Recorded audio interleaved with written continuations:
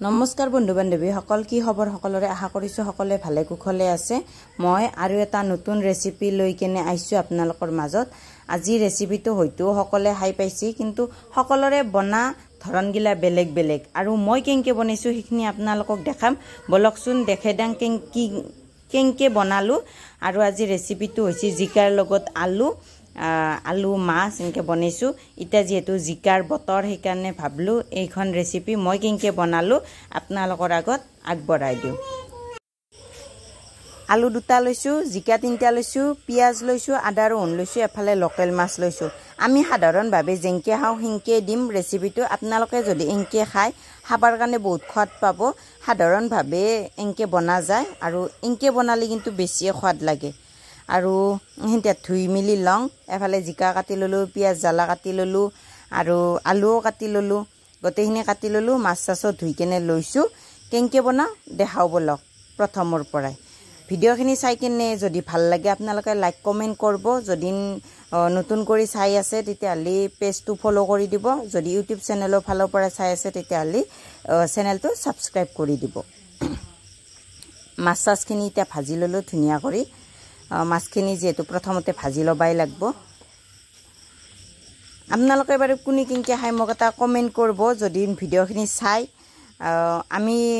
বেলেগ বেলেগ ধৰণে বনাই কিনে খাও আজি মই ইনকে বনালো হেকাৰণে আপোনালোকক ইনকে অলপমান দেখাই দিলো বিলাহী হলি অলপমান বেছিয়ে ভাল লাগিল অলপমান টেঙা টেঙা হলা হয় মাছখিনি ভাজি লোৱাৰ পাছত ৰৈ যোৱা তেলখিনিতে মই বেলেগ তেল এক্সট্ৰা কৰি নললো বেছিয়ে তেল আছিল মাছ ভাজাতে হেখিনি তেলতে মই পিয়াজ জালা দি কেনে ধুনিয়া কৰি পিয়াজ জালা হিনতে ভাজি ললো তাতে আদা ৰহুন দিছো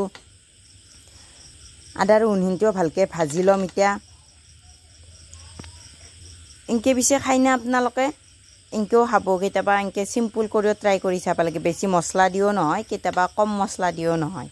ইনকে কেতিয়াবা ট্ৰাই কৰবচোন আদা ৰহুন হিনতেও ভালকে ভাজা গেল ভাজা যোৱাৰ পাছত ইটা মই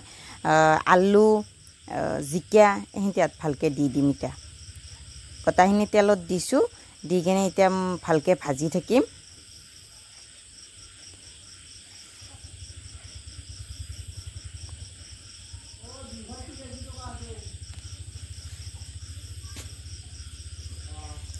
ধুনিয়া কৰি ভাজা হৈ গেল ভাজা হৈ যোৱাৰ পাছত ইটা সোৱাদ অনুসৰি নিমখ দি দিলো প্ৰয়োজন অনুসৰি হালধি দি দিলো 1 চামুচ জিৰাৰ গুড়া দিছো আধা চামুচ ধনিয়াৰ গুড়া দিছো ইখিনি সাধাৰণ মছলা সকলৰ ঘৰতে থাকে আৰু সকলে এনকে বনাই কেনে খাব পাৰে যেহেতু সবৰে ঘৰত আজিকালি মছলা পাতি গিলা থাকেয়ে আগৰ কথাটো বেলেগ আছিল ইটা মছলা পাতি সবৰে ঘৰে ঘৰে থাকেয়ে এনকে বনাই খাবা লাগে সবজি গিলান কিন্তু সকলৰে বনা ধৰণ গিলা বেলেগ বেলেগ হেকাৰণে মই ভাবলো মই কেনকে বনাং হেখিনিয়াত আপোনালোকৰ আগত দি দিয়াং কেতিয়াবা যদি প্ৰয়োজন হয় বনাই খাবা পাৰবো আৰু ধুনিয়া কৰি ভাজি সাজি ললো লৈ কেনে তেল উঠাক লিগান কেৰাহীৰ কাহে কাহে তেল উঠাক লিগান মই ইটা ঢাকনা লগে লগে ভাজলো ধুনিয়া কৰি তেল বিৰিঙি উঠছি কাহে কাহে কেৰাহীৰ কাহে কাহে ইটা মই ভালকে লাৰি সাৰি দিলো দি কেনে অলপমান পানী দিম কাৰণ পানী হিন্তি দি ভালকে হিজব ইটা মই প্ৰায় 50% মান হিজে ললো ভাজি ভাজি কেনে তাৰ পিছত আৰু বাকিখিনিও ইটা মই পানী দি কেনে ভাজিম যেহেতু মাছৰ হতটো ওলে যাব লাগব পানী দিলে ওলে যাব এনাইটো ওলে নাজেনা মাছৰ হতটো হেকাৰণে মই অলপমান পানী দিছো আৰু মই জিকাৰ এখন মই তৰকাৰী কৰিম কিছুমানে বহুত জল কৰিও খায় কিন্তু আমিও খাও কেতিয়াবা কিন্তু ইটা মই তৰকাৰী কৰি খাম মাছখিনি দি দিলো আমাৰ গতে গিটাৰ হোৱা কৰি আমি মাছ দি দিলো আৰু মাছখিনি দিয়াৰ পাছত ইটা মই